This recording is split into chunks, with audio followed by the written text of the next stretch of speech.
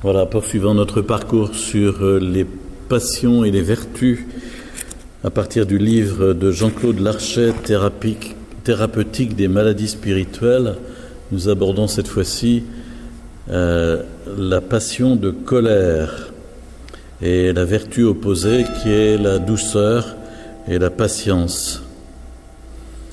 Au moins ce sont des choses concernant la colère que nous connaissons bien, la patience surtout par le manque que nous pouvons en avoir. La passion de la colère, dit Jean-Claude Larchet, procède de la puissance irascible de l'âme et comprend toutes les manifestations pathologiques de l'agressivité. La puissance irascible a été donnée par Dieu à l'homme lors de sa création. Elle fait partie de sa nature même. Elle devrait avoir pour fonction de permettre à l'homme de lutter contre les tentations et le tentateur et d'éviter le péché, le mal. Ainsi était dès l'origine définie sa finalité naturelle et son usage normal. Mais l'homme, par le péché, l'a détourné de sa finalité et au lieu d'utiliser cette faculté à combattre le malin, il l'a retournée contre son prochain, faisant de celle-ci un usage contre nature. La colère apparaît comme une passion toutes les fois qu'elle prend le prochain pour objet. Dès lors, aucun motif d'aucune sorte ne saurait la légitimer. C'est contre le malin qu'il convient de se mettre en colère, non contre celui qui en est victime, car, dit saint Paul, nous n'avons pas à lutter contre la chair et le sang, mais contre les dominations, les autorités, contre les princes de ce monde de ténèbres, contre les esprits méchants dans les lieux célestes. C'est contre le péché qu'il faut combattre, non contre celui qui le commet. À côté de ce que nous appelons habituellement la colère, et qui constitue la manifestation la plus extérieure, visible et violente de celle-ci, la forme aiguë de la passion, les pères distinguent principalement le ressentiment, qui est une colère entretenue qui dure sous une forme plus intériorisée et plus cachée, elle mijote, et qui a pour fondement le souvenir d'une offense, d'une humiliation, d'injustice subie. Deuxièmement, la rancune, troisièmement, la haine, et aussi toutes les formes de rancœur, d'hostilité, d'animosité, d'inimitié, bref, de méchanceté. La mauvaise humeur, l'aigreur, les formes plus ou moins développées d'irritation et les manifestations d'impatience font déjà partie de cette passion. De même s'y rattachent l'indignation et les moqueries, les railleries et l'ironie à l'égard des personnes. On peut encore y rapporter les sentiments, même peu développés, de malveillance, des plus grossiers qui se traduisent dans la méchanceté et la volonté ouverte de nuire, aux plus subtils qui peuvent consister d'une part à se réjouir, même un très bref instant, d'un malheur ou d'une déconvenue qui affecte le prochain, et d'autre part à ne pas s'affliger des peines qui lui surviennent, ou même à ne pas se réjouir de son bonheur. Donc je ne vois pas si nous arrivons à passer à travers les mailles de la chose avec cette liste qu'on vient de nous asséner. C'est par amour des biens matériels et des plaisirs qu'il lui procure, parce qu'il les préfère aux biens et aux jouissances spirituelles, que l'homme tombe dans la passion de colère. Ainsi que le dit clairement saint Maxime, nous avons préféré les choses matérielles et profanes au commandement de l'amour. Et parce que nous y sommes attachés, nous luttons contre les hommes, alors que nous devrions préférer l'amour de tous les hommes à toutes les choses visibles et même à notre corps. Parmi toutes les sources de la colère que nous avons mises en évidence, il est certain que la vanité et l'orgueil, l'attachement à soi-même, constitue la plus fondamentale. C'est lorsque l'homme se trouve blessé dans son amour-propre, lorsqu'il se sent humilié, offensé, déconsidéré, notamment par rapport à l'image avantageuse qu'il a de lui-même et qu'il attend que les autres lui renvoient, c'est à ce moment-là qu'il se porte aux différentes formes de colère, si bien que ce qui paraît être la cause extérieure de la colère et la motiver véritablement n'est en fait que le révélateur ou le catalyseur d'une colère qui procède directement du sujet lui-même, de son orgueil. Ce ne sont pas des paroles qui nous blessent, note par exemple saint Basile, c'est notre orgueil qui nous révolte et la bonne opinion que nous avons de nous-mêmes. Par la colère, la rancune, le désir de vengeance, l'homme cherche alors à rétablir devant celui qui l'a offensé et humilié, en même temps que devant lui-même, l'image de lui-même à laquelle il s'est attaché et qu'il sent déprécié. De même que toutes les autres passions, la colère est considérée comme une maladie de l'âme par les pères. En raison des dérèglements qu'elle constitue, elle est surtout considérée comme une forme de folie. Entre la colère et la folie, il n'y a aucune différence, affirme saint Jean Chrysostome. L'homme en colère ressemble absolument à un fou, dit-il encore. La colère est d'une folie momentanée, note de son côté saint Basile.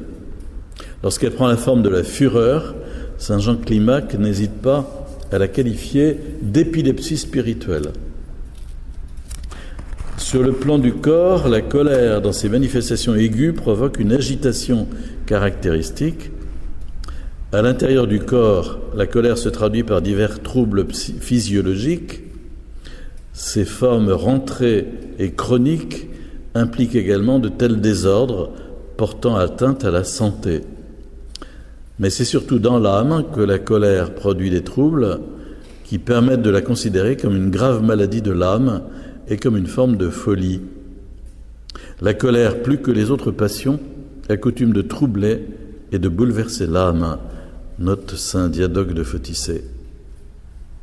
Les troubles engendrés dans l'âme par la passion de colère sont multiples.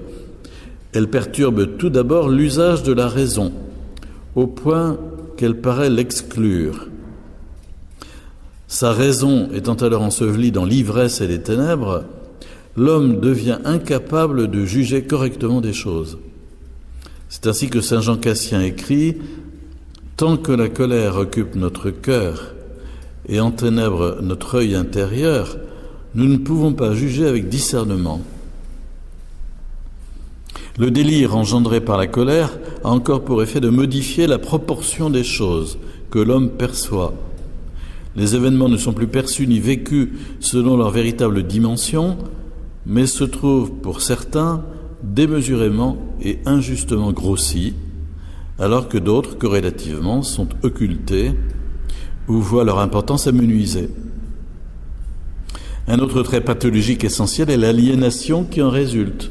Celui qui est victime de cette passion ne se contrôle plus lui-même, ne semble plus agir sous la direction de son esprit et sous l'impulsion de sa propre volonté, mais se trouve comme déterminé à penser et à agir sous la pression d'une force extérieure à lui-même, dont la maîtrise paraît lui échapper entièrement, qui tyrannise son âme aussi bien que son corps.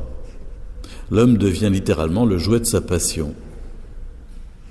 Enfin, un dernier symptôme pathologique essentiel dans la colère est l'agitation psychomotrice qui la caractérise à divers degrés et la rapproche de bien des manifestations de folie et d'états de possession démoniaque. Le comportement de l'homme qui en est victime devient confus, désordonné. Celui-ci se livre aux actions les plus étranges, alors qu'il désavouerait en son état normal, action qu'il désavouerait en son état normal. Saint Basile dit « Ceux qui se laissent surprendre par la colère sont capables de toutes sortes de désordres et d'emportements. Il est impossible de raconter toutes les extravagances que fait un homme en cet état. Il court sans ordre et sans dessein. » La colère, disent les pères, est pour l'âme comme un poison. par lequel le diable la ronge cruellement de l'intérieur. Le souvenir des injures, le ressentiment, la rancune notamment, sont comme un venin qui s'insinue facilement dans toutes les parties de l'âme et qui empoisonne le cœur. Saint Jean Chrysostome dit « Votre ressentiment est un bourreau que vous portez en tout lieu au-dedans de vous. C'est un vautour qui déchire vos entrailles. » La passion coupe l'homme de Dieu, la colère coupe l'homme de Dieu. Elle ne s'oppose pas seulement à la colère honorable dont elle vient prendre la place. Il est une autre vertu importante, naturelle à l'âme qu'elle vient frapper et détruire, la douceur, forme de la charité, par laquelle en particulier l'homme ressemble à Dieu. Aussi écrit saint Grégoire le Grand, le péché de colère, en annihilant la douceur de notre âme, y corrompt sa ressemblance à l'image divine. C'est très très fin comme perception, ceci. Nous savons bien que les personnes qui ont une grande douceur, nous les percevons vraiment comme des personnes hautement spirituelles. Donc, reflétant la ressemblance divine particulièrement. Cela signifie en d'autres termes que le Saint-Esprit cesse de demeurer en l'homme. Privé de l'esprit qui lui conférait notamment ordre et unité, l'âme se trouve désorganisée et divisée. L'homme devient notamment incapable de percevoir la présence du Christ en lui-même. Saccageant l'état de prière, la colère détruit la santé de l'âme, liée à celui-ci, et empêche l'homme de mener la vie pour laquelle il est fait. Alors regardons maintenant la vertu opposée qui est la patience et la douceur. Pour que l'homme soit guéri de la colère, il est donc nécessaire qu'il ait vaincu les passions liées à la concupiscence, gourmandise, luxure, amour de l'argent, et qu'il pratique les vertus qui leur sont opposées. Les pères insistent particulièrement sur la lutte contre l'amour de l'argent et présentent ainsi paradoxalement l'aumône comme un remède essentiel de la colère. L'aumône est le traitement de la colère. Curieux, ça, on n'aurait pas pensé à ça. L'aumône apparaît d'ailleurs comme une manifestation de la charité, laquelle constitue l'un des principaux antidotes de la colère, puisque celle-ci s'attaque au contraire au prochain, tandis que l'aumône vraiment est bienfaisante pour le prochain. La colère procédant d'autre part de l'orgueil et de la vanité, c'est en s'attaquant à ces deux passions que l'on peut en guérir. Or, c'est l'humilité qui constitue, comme nous le verrons, l'antidote de la vanité et de l'orgueil. Pour guérir de la colère, il faut donc acquérir l'humilité. Puisque la colère est le symptôme d'un très grand orgueil, la conversion exige beaucoup d'humilité, fait remarquer saint Jean Climac, qui note que l'humilité amène à bannir de notre âme tous les mouvements et tous les transports de la colère. Aussi, celui qui veut trouver rapidement la guérison doit-il non seulement accepter les humiliations, sans même s'exercer à les supporter mais même s'exercer à les supporter jusqu'à ce qu'il soit devenu insensible. Le pouvoir thérapeutique de l'humilité se trouve renforcé quand on y joint la pénitence.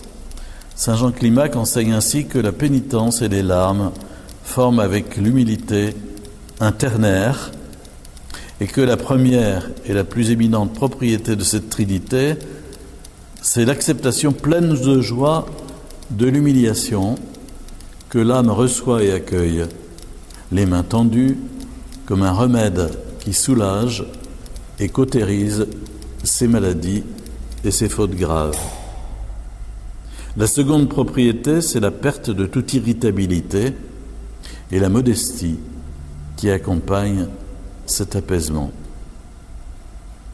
À tous les remèdes précédemment cités, il faut évidemment associer la prière. Saint Jean Cassien note que la colère, comme toutes les autres passions, est guérie par la méditation du cœur. Et saint Niels Sorski enseigne dans le même sens que la prière est le germe de l'absence de colère. À un autre plan, la thérapeutique de la colère consiste bien entendu à s'efforcer de s'abstenir d'en faire usage contre le prochain, vers lequel elle est spontanément tournée. Cela suit l'enseignement du Christ lui-même qui affirme « Moi je vous dis que quiconque se met en colère contre son frère est passible de jugement ». Les éventuelles actions ou paroles malveillantes d'autrui à notre encontre ne sauraient aucunement justifier ni même expliquer la colère, dont il faut chercher la cause exclusivement en nous-mêmes. Ainsi, Saint Jean Cassien, Marseille, consiste « Ne pas nous irriter ne doit pas venir de la perfection d'autrui, mais de notre vertu à nous. Et cette vertu ne s'acquiert pas par la patience des autres, mais par notre propre patience et longanimité. » Et il fait d'ailleurs remarquer qu'il ne suffit pas qu'il n'y ait personne contre qui nous irriter, puisque nous pouvons nous mettre en colère même contre des objets insensibles. Ne plus s'irriter suppose donc avant tout un effort pour juguler l'irascibilité, pour la contraindre à ne pas se manifester. C'est en s'efforçant de garder le silence que l'on atteint le plus facilement ce but. Le commencement de la victoire sur la colère est le silence des lèvres quand le cœur est agité, enseigne Saint Jean Climac. Mais la rétention de la colère doit s'effectuer avant tout au niveau des pensées. Au silence des paroles, il faut joindre le silence des pensées. La maîtrise des pensées apparaît comme la principale voie thérapeutique dans le cas où la colère prend la forme intériorisée de la haine ou de la rancune. Dans la mesure où celles-ci sont liées à des offenses subies, la première attitude à adopter est l'oubli des injures, autrement dit le pardon. À ce remède doit en être associé un autre, la réconciliation avec le prochain, selon ce que le Christ recommande. Si tu présentes ton offrande à l'autel et que tu te souviennes que ton frère a quelque chose contre toi, va d'abord te réconcilier avec ton frère, puis viens présenter ton offrande. Accorde-toi promptement avec ton adversaire pendant que tu es en chemin avec lui. Nous réconcilier avec autrui suppose que nous prenions en charge la part de responsabilité qui nous revient presque toujours lorsque le prochain est irrité contre nous. C'est pourquoi il convient avant tout de se blâmer soi-même et de demander pardon au frère d'avoir été pour lui une occasion d'irritation. Mais il ne suffit pas à l'homme de renoncer à toute forme de colère à l'égard du prochain. Il lui faut substituer à la passion la vertu qui lui est opposée. Or, à l'égard du prochain, la vertu opposée à la colère, c'est premièrement la douceur. La colère et la douceur étant antagonistes, elles s'excluent l'une l'autre. Saint Jean Climac écrit « La douceur est un roc qui domine la mer de l'irascibilité et sur lequel se brisent toutes les vagues qui y déferlent sans jamais l'ébranler. » Il l'a défini ainsi, la douceur est un état immobile de l'âme qui reste égale à elle-même, aussi bien dans les humiliations que devant les louanges. On voit donc qu'elle va à l'encontre non seulement de la colère, mais encore d'autres passions qui, dans le cadre des relations avec le prochain, peuvent troubler l'âme.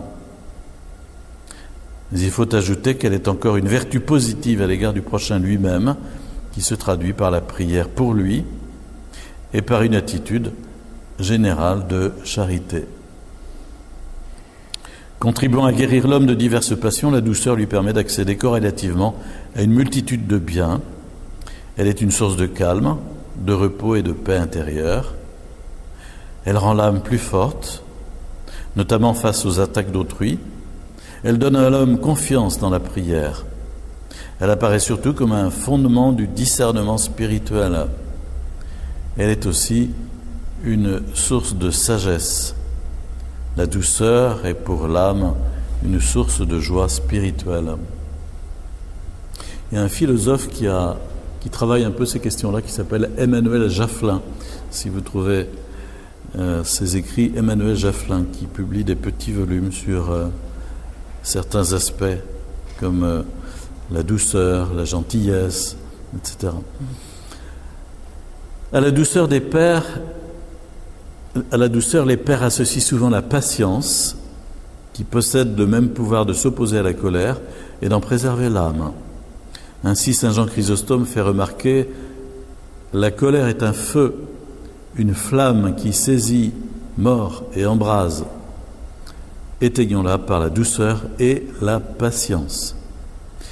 La patience consiste à supporter avec calme les maux qui nous sont infligés par les circonstances ou par autrui, et notamment dans ce dernier cas, à supporter sans trouble les critiques, outrages, insultes ou autres paroles blessantes. Saint Maxime en donne cette définition. Elle consiste à demeurer constant dans l'adversité, à supporter les maux, à soutenir jusqu'au bout la tentation, à ne pas céder par surprise à la colère, à ne pas laisser échapper par un mot sous le coup de l'émotion, à ne pas porter de soupçons ni penser quelque chose qui soit indigne d'un homme craignant Dieu. La vertu de patience s'acquiert avant tout par l'amour de Dieu, qui amène notamment à prendre en tout pour modèle le Christ, qui, devant l'ingratitude et le blasphème, a gardé la patience, outragé et mis à mort, et resté patient sans jamais rejeter le mal sur personne. La patience procède également de l'amour du prochain, mais aussi et avant tout de l'humilité. Il paraît évident, écrit saint Jean Cassien, que le remède le plus efficace pour le cœur humain, c'est la patience. Elle contribue donc largement à rétablir dans l'âme la santé. Tout d'abord, elle fournit à l'âme l'énergie qu'il lui faut pour lutter et faire les efforts nécessaires à son progrès spirituel. Elle donne une force invincible, note saint Jean Chrysostome. Mais elle apporte en outre à l'âme la paix et la stabilité, consolation et la joie spirituelle. À la douceur et à la patience, les pères recommandent de joindre la charité, qui apparaît ainsi comme la troisième vertu opposée à la passion de colère. L'apôtre, après avoir dit la charité est patiente, ajoute: la charité est pleine de bonté. Et encore, la charité n'est point envieuse. Et il conseille d'ailleurs: supportez-vous les uns et les autres dans la charité.